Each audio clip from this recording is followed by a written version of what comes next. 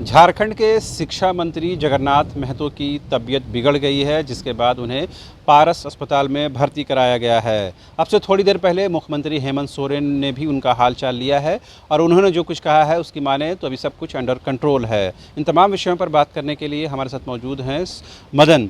क्योंकि हम लोगों ने देखा था कि सेकंड फेज़ में जब कोरोना का इम्पैक्ट बढ़ा था, उस दौरान भी उनकी तबीयत बेहद ख़राब हो गई थी, जिसके बाद उनको बाहर ले जाया गया था। फिर जो चीज़ें हैं वो पब्लिक डोमेन में हैं। एक बार फिर से उनकी तबीयत ख़राब हुई है। क्या कुछ डॉक्टरों ने बताया है? बिल्कुल देखिए, अभी फ़िलहाल जो डॉक्टर हैं वो उनके देख-रेख में हैं डॉक्टरों की, जगन्नाथ महतो, और पारस अस्पताल में आईसीयू में उन्हें भर्ती कराया गया है।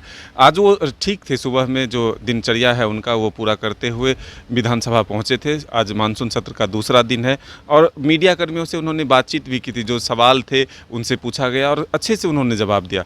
लेकिन जब वो अंदर गए, सत्र की कार्रवाई में शामिल होना था उनको, ठीक थोड़ी देर पहले उनकी तबीयत जो है बिगड़ गई। फिर उसके बाद यहाँ से उनको एम्बुलेंस से ले जाया गया, जो पारस अस्पताल है एचईसी में, वहाँ पर डॉक्टरों की देखरेख में उपचार शुरू हुआ। फिर मुख्यमंत्री हेमंत सोरेन भी उनसे मिलने के लिए वहाँ पहुँचे। उनसे मिलकर फिर जब बाहर निकले तो उन्होंने कहा कि फ़िलहाल सब कुछ ठीक है और डॉक्टरों की देखरेख में उनका इलाज चल रहा है। लेकिन सबसे महत्वपूर्ण बात है कि वो जो है जगन्नाथ महतो काफ़ी संक्रमित हो चुके थे। उनका फेफड़ा जो था वो संक्रमित हो चुका था कोरोना की दूसरी लहर में, और फिर एयर एम्बुलेंस से उनको बाहर ले जाया गया था। फिर कई महीनों तक जो है लंबा उनका इलाज चला और फिर डॉक्टरों की रेख में फिर वापस यहाँ वो लौटे। फिर काफ़ी इंतज़ार था उनका यहाँ पर। जो उनके चाहने वाले थे, जो उनके समर्थक थे, वो दुआ कर रहे थे कि जल्द वो ठीक होकर के आए। जब वो ठीक होकर आए तो फिर उन्होंने अपना कार्यभार भी संभाला और सबसे महत्वपूर्ण जो उन्होंने वादा किया था पारा शिक्षकों के साथ, वो पूरा भी किया। और वो जगन्नाथ महतो ने बार बार ये बातें कहा कि जो हमने वादा किया है उसको हम पूरा करके ही रहेंगे। तो कई लोगों की दुआएं जो हैं उनके साथ है और ऐसे में अब वो अच्छे से उनका दिनचर्या चल रहा है। तमाम जो विभाग के काम हैं वो संभाल रहे हैं। रांची में हमेशा रहते हैं, अपने क्षेत्र भी जाते हैं। तो जगन्नाथ महतो काफ़ी एक्टिव दिख रहे थे सरकार में। जो उनका कामकाज था, जो विभाग है वो काफ़ी तेज़ी से वो विभाग जो है काम कर रही है। बार बार वो ये भी दावा करते हैं कि और भी जो शिक्षक के सीट खाली हैं, यानी जो बहाली होने हैं, उसको भी हम जल्द पूरा करेंगे।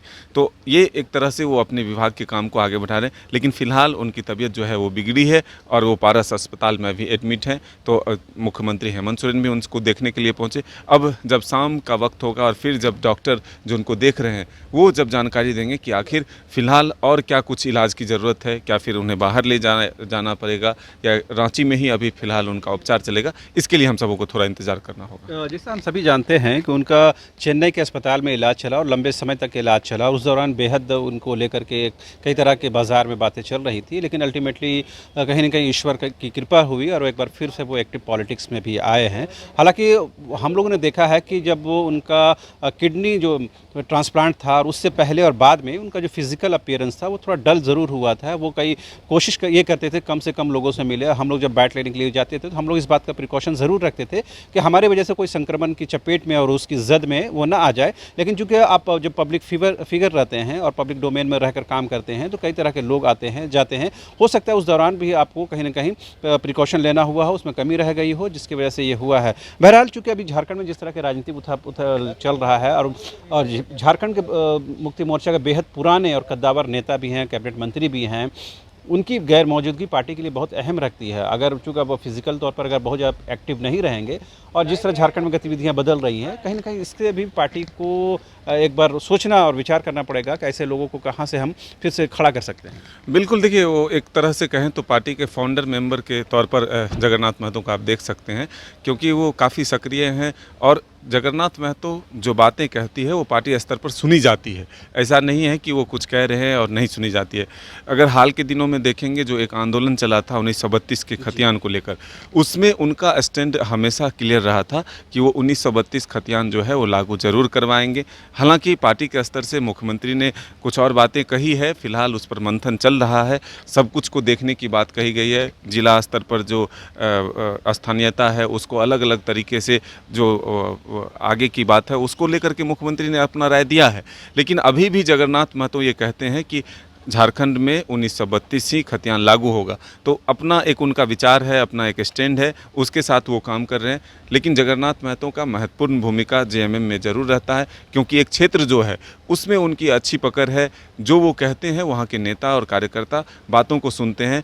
पार्टी स्तर से लेकर के दूसरे दलों के नेताओं से भी उनकी अच्छी बनती है। तो इसलिए जगन्नाथ महतो का जो रोल है वो काफ़ी सक्रिय है झारखंड की राजनीति में। बहरहाल जिस तरह से ट्रीटमेंट शुरू हो चुका है और उम्मीद की जानी चाहिए कि जल्द से वो रिकवर करेंगे और एक बार फिर से एक्टिव पॉलिटिक्स में लौटेंगे। लेकिन एक बात बहुत ज़रूरी और अहम ये हो जाती है कि जगन्नाथ महतो जैसा जीवट व्यक्ति जो सिर्फ ना पार्टी के स्तर पर बल्कि ज़मीन में रहकर जो काम करते हैं, उनकी डिमांड, उनकी उपयोगिता और हर लिहाज से राजनीतिक तौर पर, गैर राजनीतिक तौर पर उनकी मांग हमेशा रही है। उम्मीद की जानी चाहिए कि जल्द से जल्द वो स्वास्थ्य लाभ लेकर के वो फिर से पब्लिक के बीच पहुँचेंगे, पब्लिक डोमेन में काम करेंगे और विभाग के कामकाज को एक बार फिर से गति देने की कोशिश करेंगे। कैमरा पर्सन संजय के साथ रांची विधानसभा परिसर से शाहनवाज।